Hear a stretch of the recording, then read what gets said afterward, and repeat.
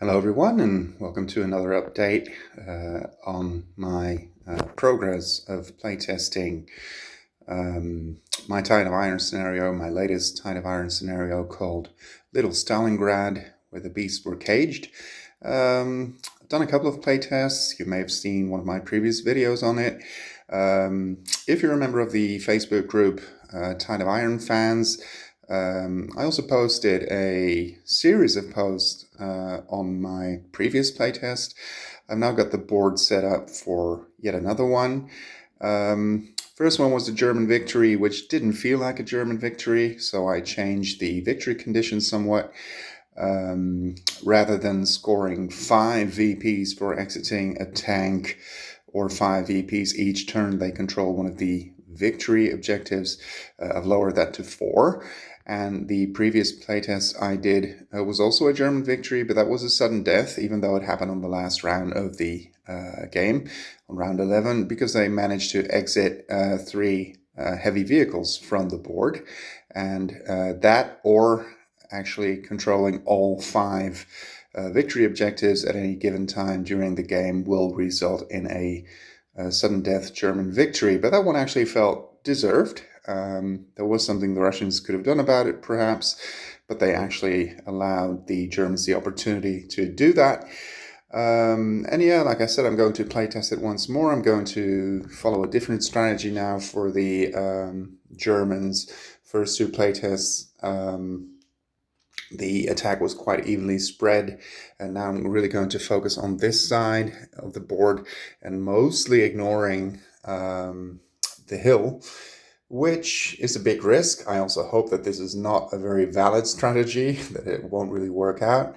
The only possible advantage is that the Germans will be more heavily concentrated here, so that perhaps they will be able to exit more units, that's an option for them.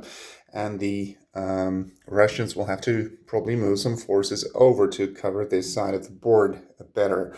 The biggest drawback is that, as I've probably explained elsewhere, if you control this victory hex, your artillery attack cards actually hit on a 4+ rather than the normal 5+, and that can be pretty devastating, as it's supposed to be, and as artillery actually was during World War II, but certainly also during this particular battle. Just zoom in on the German setup. Division 1 sets up on this board or on this board. Division 2 on this board or also on the center board. These 2 squads are on board the half tracks. Actually used the half tracks to great effect on the previous scenario. In the previous scenario, it's a bit gamey perhaps, but it seems a valid tactic too. Moving into instant mines, which have not been laid yet, but which the Russian engineers can lay. If a vehicle ends its move, or also a squad, if they end their move in an instant mine hex, it's automatically removed, whether or not it does any damage. And that no armor is rolled, so we obviously do not want to expose your tigers and broom bears and elephants, Ferdinands, to potential damage like that, which can be pretty devastating hitting on a 4+.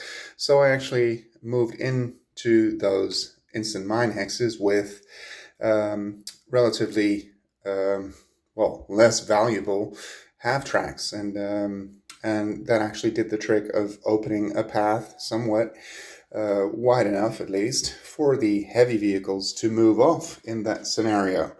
So I hope this has brought you up to speed a little bit. The scenario feels pretty good. I'm certainly going to do this playtest still, maybe another one, but I actually feel it's quite close to being ready for publication, and when it's done, you'll be able to find it on Board Game Geek. I'll be posting it in the file section of Fury of the Bear, and obviously it will also be available on www.commandsandcolors.net. Thank you for watching, and see you on the next one.